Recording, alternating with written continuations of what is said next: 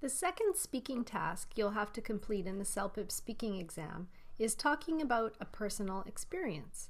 So let's take a look at what is expected for this question. For this task, you'll be asked to describe an experience from your life. You'll have 30 seconds to prepare your answer, and you must speak for 60 seconds. This is shorter than task 1, so you may find yourself feeling rushed. Practice timing yourself so you have an idea what it feels like to speak for 60 seconds.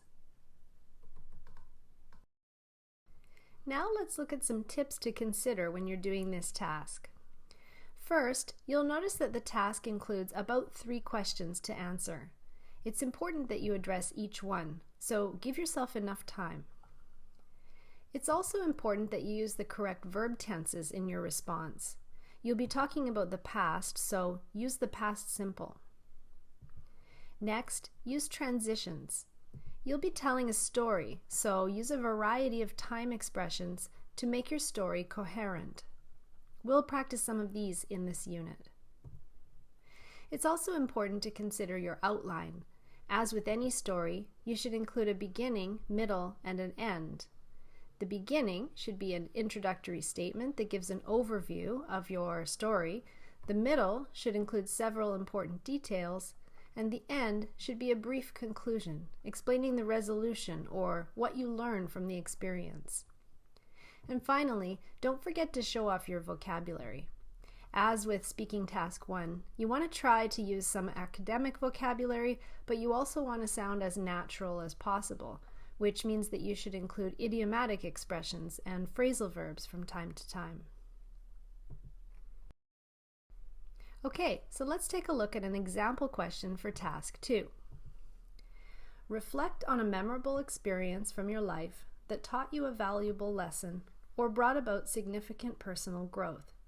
Share the details of the event, including what happened, how it impacted you, and what you learned from it. Notice that this is not just one question, it's asking you to describe the story, the details, and explain how it impacted you or what you learned. So make sure that you address all of the questions when you're answering. Now let's read the sample answer. I'll read it first, but feel free to pause the video when I'm done and try reading it on your own. One significant personal experience that deeply impacted me was my first solo backpacking trip through the mountains. I was only 20 years old at the time and a bit naive. I thought it would be fun to take a 3-day trek through the wilderness all alone. However, after my first few hours of hiking, the weather took a turn for the worse. The rain started coming down hard and the trail became quite treacherous. I was scared and lonely and I started to second-guess my decision. Nevertheless, I had no choice but to keep going. I told myself that I could do it if I just put one foot in front of the other. Eventually, the rain stopped, the sun came out, and I ended up actually enjoying my time alone in the wilderness. What I realized from that experience was that stepping out of my comfort zone was good for me. By the end of my journey, I felt a real sense of accomplishment. That experience taught me that I can be resilient and that I shouldn't doubt myself.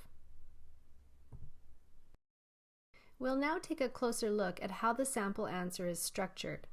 As you can see, there's an introduction. It's important to begin with an overview which explains what you're going to talk about and why.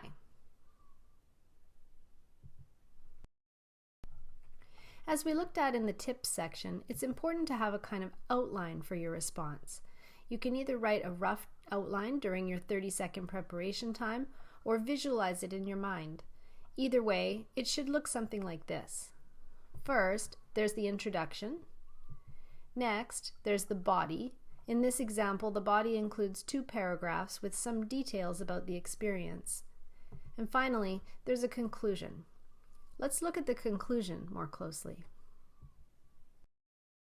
The conclusion is a brief summary of what you learned from the experience. The highlighted expressions are examples of how you might choose to conclude or summarize your experience. We'll study these expressions and more in a later lesson. Another thing to note is the use of transitions in the sample answer. You can see that we've used expressions like after, eventually, and by the end. We'll practice these and more transitions of sequence later in this unit. And finally, we can see that this sample answer includes a nice variety of vocabulary, including some academic words and several idiomatic expressions. We'll look at these words and expressions in the following video. Now that you've seen an example of how to approach this speaking task, work through Unit 2 to practice each of the main components: vocabulary, useful expressions, transitions, and verb tenses for talking about an experience.